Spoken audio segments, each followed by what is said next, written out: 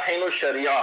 اس کی 6 جلد کے اندر جو کتاب ہے، پیغمبر اسلام کی ایک زوجہ نے خواب دیکھا تھا، وہ واقعہ اس کے اندر بیان ہوا۔ دیکھا انہوں نے کہ قیامت برپا ہو گئی، لیکن ایک عورت کی نیکیاں کوہ احد کے برابر ہے، کوہ احد سے بھی زیادہ بھاری۔ پوچھا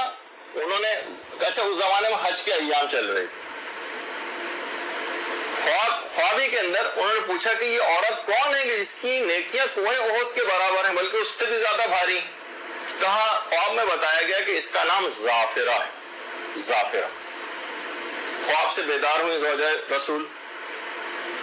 ایام حج تو چل ہی رہے تھے، حاجیوں میں باقاعدہ اعلان کروایا گیا کہ زافرہ نام کی کوئی عورت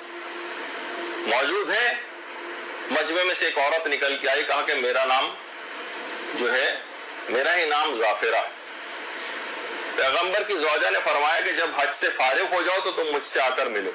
اس عورت نے جب سارے اعمال حج انجام دے دی تو بعد میں ان سے آ کر ملی اور کہا کہ میں ہی زافرہ ہوں جو کہ ربیعہ انصاری کی بیٹی ہوں۔ زوجہ پیغمبر نے کہا کہ میں نے خواب میں اس طرح سے دیکھا ہے کہ تمہارے اعمال کوہ احد سے بھی زیادہ بھاری ہیں، تم آخر کون سے اعمال انجام دیتی، کون سے اعمال؟ تو انہوں نے کہا کہ 3 اعمال الخصوص مجھے ایسے محسوس ہوتے ہیں کہ جن پہ میں ہمیشہ سے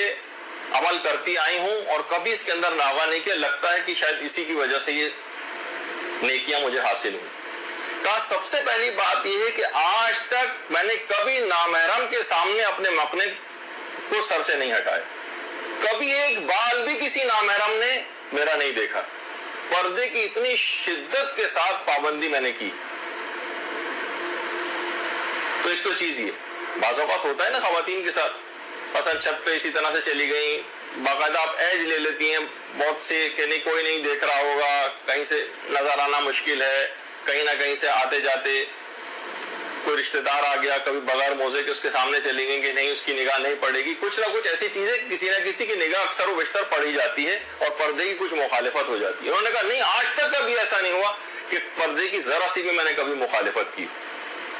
اور دوسری بات یہ کہ آج تک کبھی ایسا نہیں ہوا کہ مؤذن کی آواز میرے کان میں آئی ہو اور میں نے اذان کے الفاظ کو دہرایا نہ ہو۔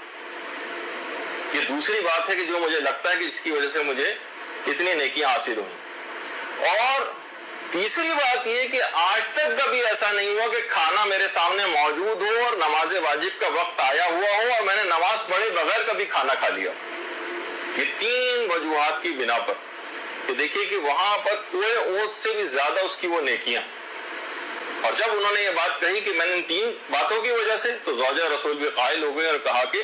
طوبی لک یا اختی، دنیا اور آخرت کی ہر بھلائی واقعی تم کو پھر ملنا ہی تھی۔